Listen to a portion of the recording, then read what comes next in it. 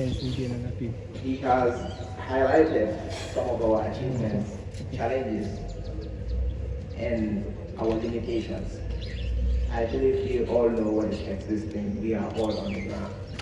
But I would also like to say that for every challenge, there is an opportunity to become great. Every challenge is an opportunity, so rise to it. Just one step backwards doesn't mean you don't have to take those 2 steps forward. 2 steps forward, 1 step backwards. At some point, you will reach your destination. It's simple mathematics. Thank you. With that, we now move on to the next item on our list. We have the opening remarks by the Chief of Defense Staff, Lieutenant General Thomas O.A. Cham. So,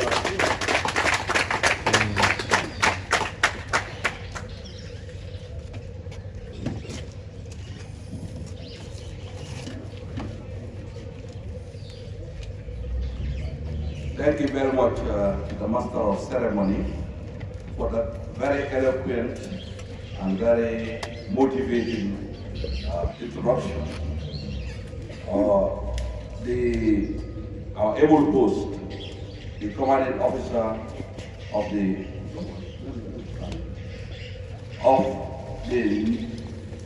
Gambia Navy, what do you call it? Naval Corps. Sometimes water boys, when you come, you want to integrate them into our battalions. But they call themselves Naval Command instead of what the infantry calls the battalion. But I think they perform the same function. All right, what I was saying basically is that we want to thank our host and to recognize our host, Lieutenant Commander Farah Diop, for a very detailed and eloquent articulation of your operations and some of your challenges and probably the proposals for the way forward. Colonel Lamin K. Sanyang, my able MA, and the Director of Press and Public Relations at the Defense Headquarters, other members of my delegation, the officers and ratings of the Naval Command of the Gambia Navy, the press, all other protocols duly and respectfully observed. Good morning. Good morning, sir. First of all, I want to thank you for a very warm reception that was accorded to me and my delegation this morning. I also want to thank you for a very sumptuous breakfast. I came here and I teach you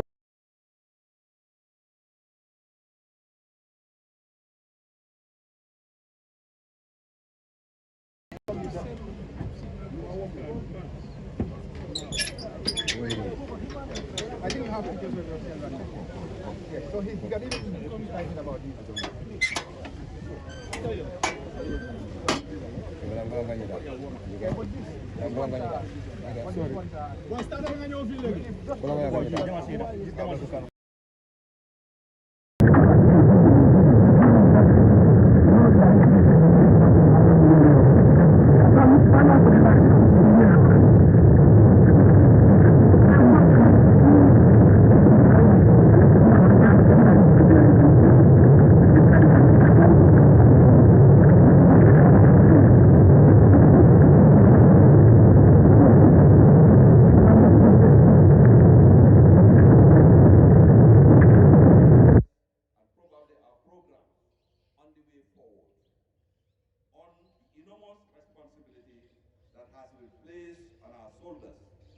members of the Gambia Armed Forces.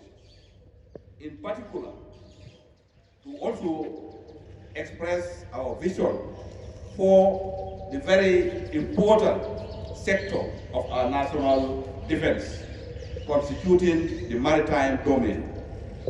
We've listened keenly to the challenges and the way forward that have been proffered by your very intelligent commanding officer.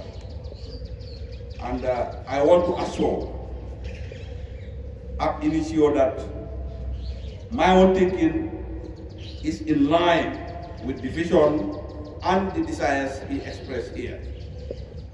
The Gambia is a maritime state, and because of our geography, probably we don't have that strategic depth in our land space. Hardly from one corner to the other corner of the country, you can travel beyond 50 kilometers before you reach either the northern boundary of Senegal or the southern boundary. So which means we are just canalized into going into the east. Even if you want to venture into meaningful agriculture, probably at some point there will be a serious challenge because of scarcity of land. With a growing population and a need to feed and provide for the requirements of that population, we have to turn to the waters.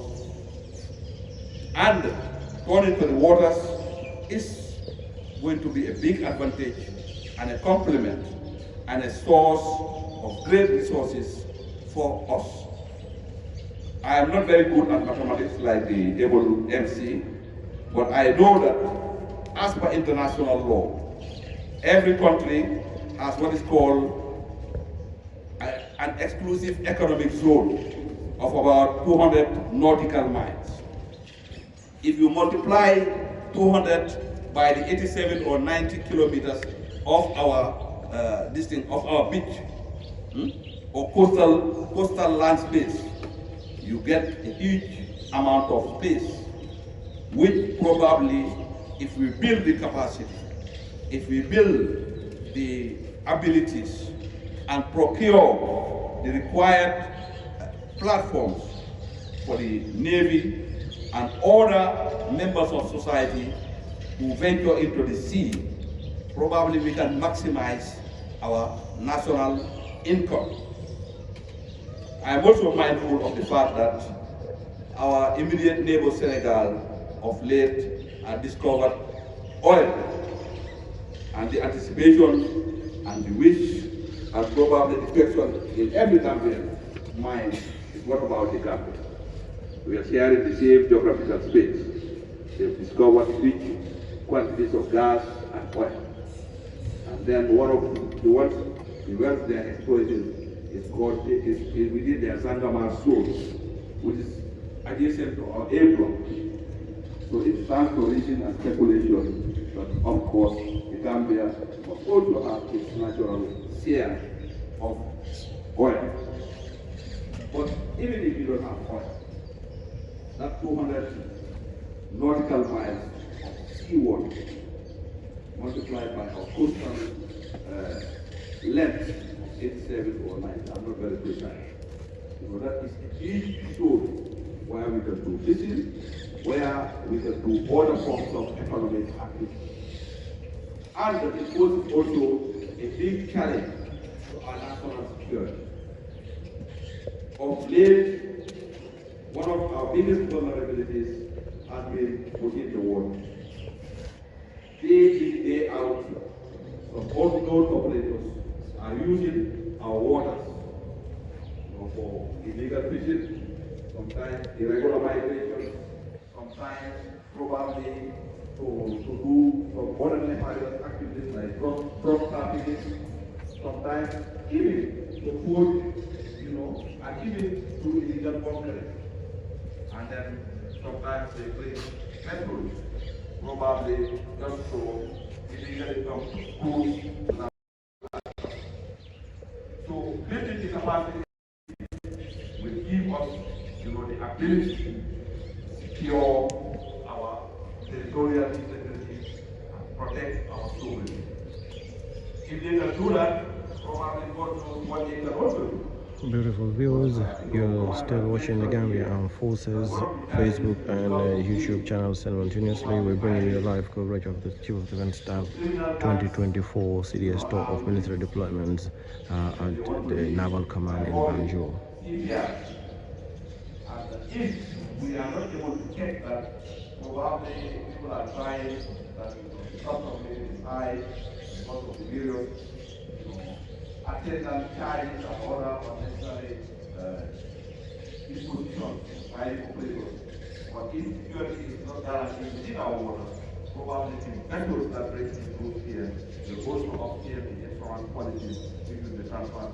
So there are thousands of reasons why we as a nation and us Beautiful viewers, we're bringing you some part of the speech of the Chief of Defense Staff. We'll end this session of the live stream, and until we come on your way in another time. Thank you for watching.